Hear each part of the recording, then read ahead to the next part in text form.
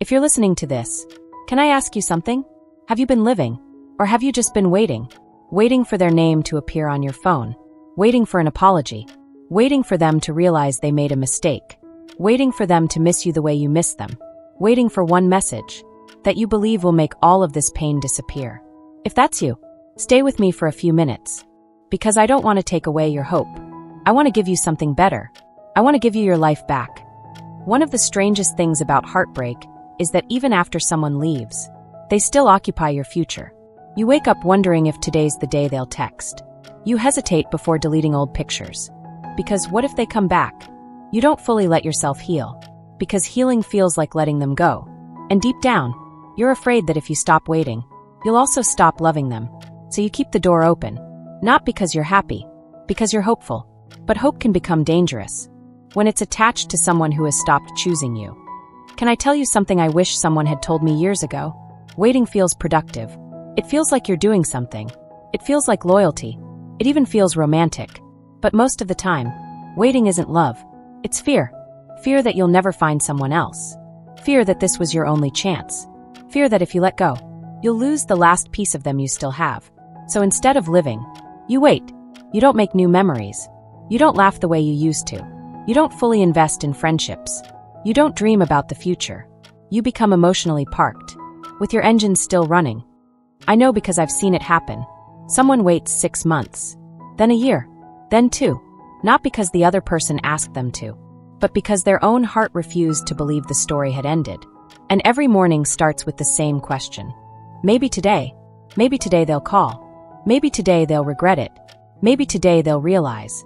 Maybe today they'll come back. Do you know what's heartbreaking? While you're waiting for someone to choose you, life keeps choosing moments you'll never get back.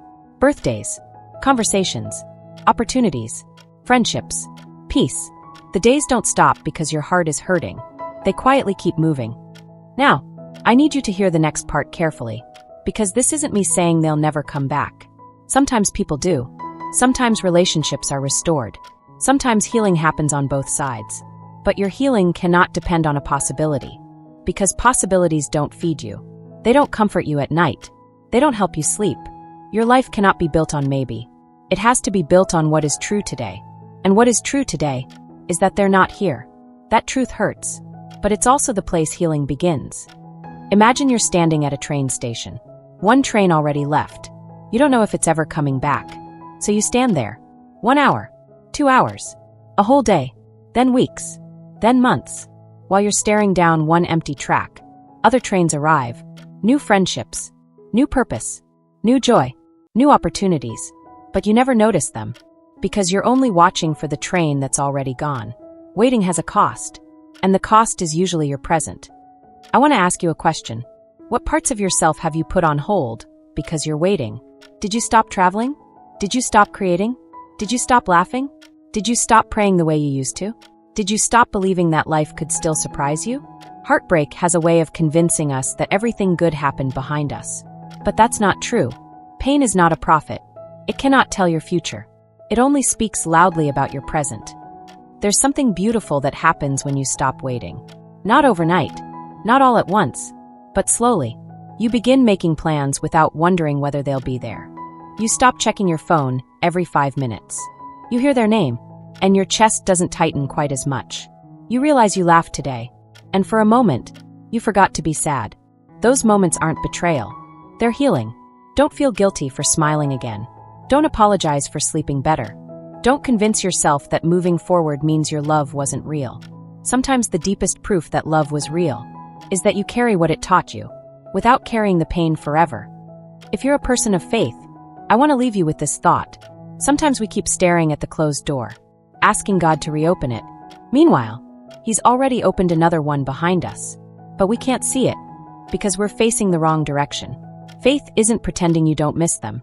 Faith is believing that even if this chapter has ended, God is still writing the rest of your story, and He has never run out of pages. So tonight, I'm not asking you to stop loving them. I'm asking you to stop putting your life on pause. Go for the walk. Apply for the job. Take the trip. Call your friend. Read the book. Start the business. Laugh without feeling guilty. Live, not because you've stopped caring, but because your life is too precious to spend it waiting for someone who isn't standing beside you today.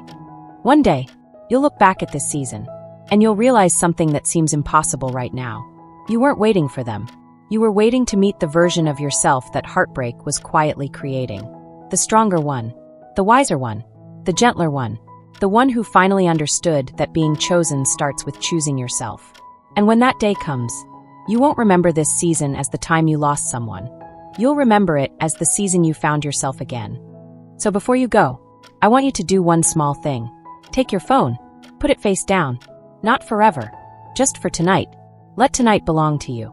Not to the hope of a notification. Not to the fear of silence. Just to you. If no one has told you this today, I'm really glad you're still here. Thank you for trusting me with these few minutes of your heart. If this video helped you feel even a little less alone tonight, this channel was made for moments like these.